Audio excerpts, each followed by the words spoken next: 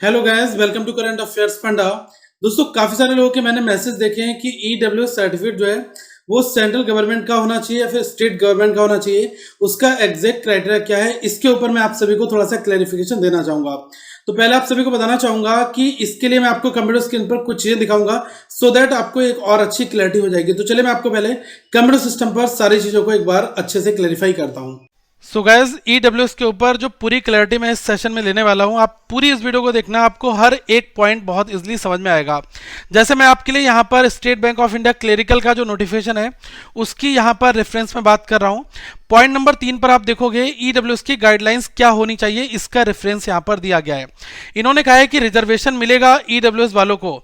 फिर कहा गया है कि जो गवर्नमेंट ऑफ इंडिया का सर्कुलर जारी किया गया था 31 जनवरी 2019 को, जो कि ऑफिस मेमोरेंडम नंबर है 36039/1/2019, इसके हिसाब से अगर आपका प्रेस्क्राइब फॉर्मेट होगा तो आपको ईडब्ल्यूएस में रिजर्वेशन दिया जाएगा। ओके, और ये यहां पर पॉइंट नंबर 4 में एक बात और कही है, लिखा है कि benefit of reservation under EWS category can be availed upon a production of income and asset certificate issued by competent authority on the format of prescribe by government of India. मतलब जो गवर्नमेंट ऑफ इंडिया का prescribe format है, अगर उस format में जो competent authorities हैं, अगर उन्होंने ईडब्ल्यूएस जो इनकम एंड एसेट सर्टिफिकेट को जारी किया है वो आपका एप्लीकेबल होगा। ये चीज यहां पर दोस्तों जो भी गाइडलाइंस हैं डीओपीटी की वो आपकी फुलफिल होनी चाहिए। तो पहले आपको ये बता दूं कि जो डीओपीटी का सर्कुलर है 31 जनवरी 2019 का 31 ऑफ जैन 2019 का, वो कहता क्या है। आप ये सर्कुलर देख पा रहे होगे, ये बेसिकली नंबर 36039 ये गवर्नमेंट ऑफ इंडिया डीओपीटी ने जारी किया था 31 ऑफ जैन को। तो इसके पॉइंट नंबर 4 में आप देखोगे, जो पेज नंबर 2 पर पॉइंट नंबर 4 दिया गया है, इसमें यहां पर क्लेरिफाई किया गया है कि क्राइटेरिया क्या होना चाहिए। Persons who are not covered under the scheme of reservation SC ST and OBC, मतलब ऐसे लोग जो एससी एसटी ओबीसी में नहीं हैं और अगर उनकी जो ग्रॉस एनुअल इनकम है 8 लाख रुपए से कम है तो वो लोग दोस्तों कंसीडर किए जाएंगे।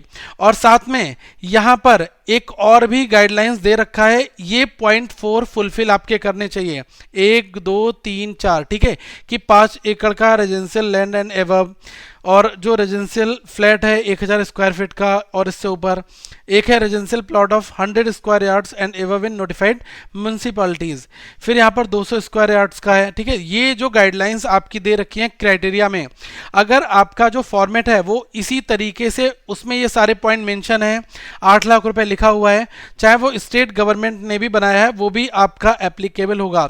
लेकिन जो इशूइंग अथॉरिटीज हैं उनके सिग्नेचर बहुत मैटर करेंगे। मैं आपको एक चीज यहां पर दिखाना चाहूंगा, जो गवर्नमेंट ऑफ इंडिया का प्रेस्क्राइब फॉर्मेट है वो किस तरीके से, वो अगर आप एक बार यहां पर देख लो, ये जो आपका है इनकम एसेट सर्टिफिकेट जो है इकोनॉमिकली वीकर सेक्शन के लिए, यहां पर सर्टिफिकेट नंबर मेंशन होता है, डेट मेंशन होती है, वैलिड फॉर ईयर लिखा होता है, कौन से फाइनेंशियल ईयर के लिए वैलिड है, आपका नाम, प्रॉपर सारी डिटेल, और यहां पर मेंशन लिखा होता है कि ये जो पर्सन की सारी डिटेल है इज बिलो ₹8 लाख, ठीक है, for the financial year this one.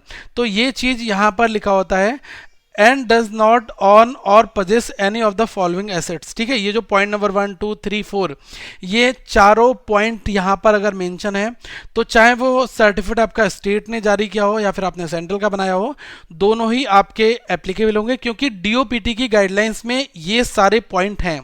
और अगर आपके स्टेट गवर्नमेंट ने भी बनाया हुआ है, अगर उसमें यही प्रेस्क्राइब फॉर्मेट है कि 8 लाख रुपए वाला लिखा हुआ है, साथ में पॉइंट लिखे गए, तो आपका ये बनेगा, इसमें कोई भी इशू नहीं आएगा।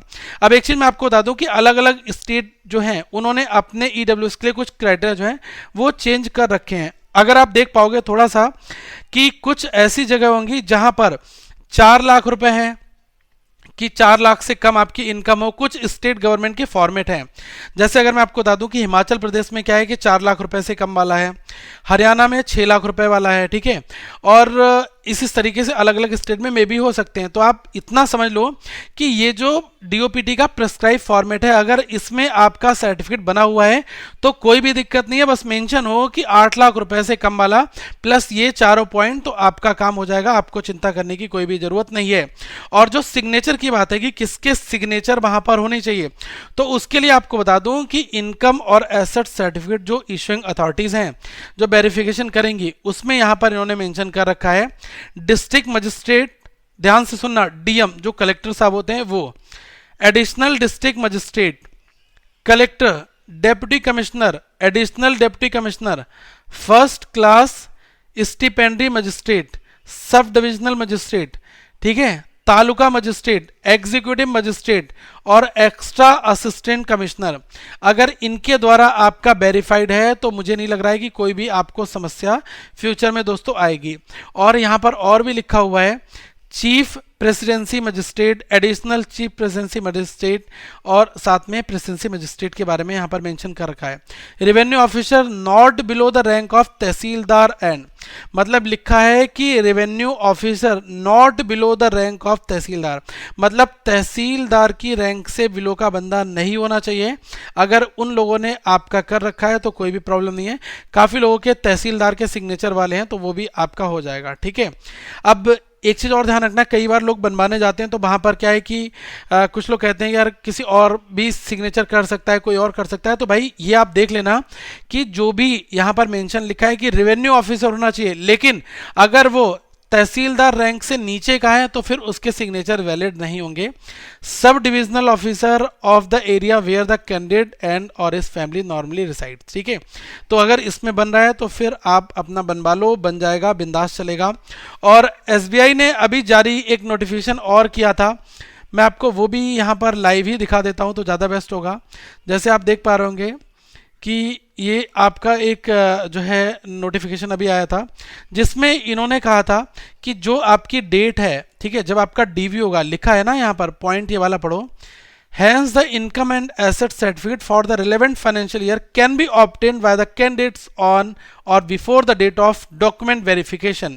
मतलब आपका जो डॉक्यूमेंट वेरिफिकेशन होगा, डीवी होगा आपका, उस डेट से पहले का अगर आपका ईडब्ल्यूएस बना है तो आपका एप्लीकेबल होगा। क्यों? क्योंकि बहुत जगह पर ऑफिसेज बंद है, कोरोना काल चल रहा है और लोगों का काम नहीं हो पा रहा है, ठीक है। तो इस वजह से ये वाली डेट आगे बढ़ाई गई है। और एसबीआई क्लेरिकल के फॉर्म की डेट जो है, फीस वगैरह एप्लीकेशन वगैरह आप भर सकते हो, 20/5/2021 कर दी गई है। आई होप अब आपका ये वाला डाउट क्लियर हो गया होगा, तो ज़्यादा टेंशन मत लो, बिंदास अपने आगे फर्दर एग्जाम की तैयारी करो। दो चीज़ें देखना, पहली चीज़ कि जो सर्टिफिकेट का फॉर्मेट है वो आपका हो, दूसरी चीज़ जो सिग्नेचर अथॉरिटी है वो हो, और आपकी फ़ोटो वगैरह लगा हो, आपका रजिस्ट्रेशन नंबर उसमें लिखा हो, दैट इज़ एनफ। कोई भी प्रॉब्लम मुझे नहीं लग रहा है कि आपको फर्दर आगे आएगी, ठीक है। तो अब कोई सवाल मुझे नहीं लग रहा बचेगा। फर्दर इस वीडियो को आगे शेयर कर दो सो दैट, काफ़ी मेहनत से मैंने इन सारे पॉइंट्स को यहाँ पर क्लियर किया है तो और लोगों का भी भला हो जाए। तो आगे हम फिर मिलेंगे। So thank you so much guys, have a good day to all of you once again. और एक चीज़ का और ध्यान रखना कि एसबीआई क्लेरिकल के लिए जो मॉक टेस्ट हैं वो दोस्तों लाइव हैं, आप जरूर इनको बनाएं। इन सारे फ्री मॉक टेस्ट का लिंक मैंने आपको नीचे लिंक में दे रखा है डिस्क्रिप्शन में, तो फर्स्ट कमेंट और डिस्क्रिप्शन को फॉलो कर लें सो दैट आपको ये सारी चीज़ें मिल जाएं। तो आगे हम फिर मिलेंगे। So thank you so much, have a good day to all of you once again, we will meet in a next video.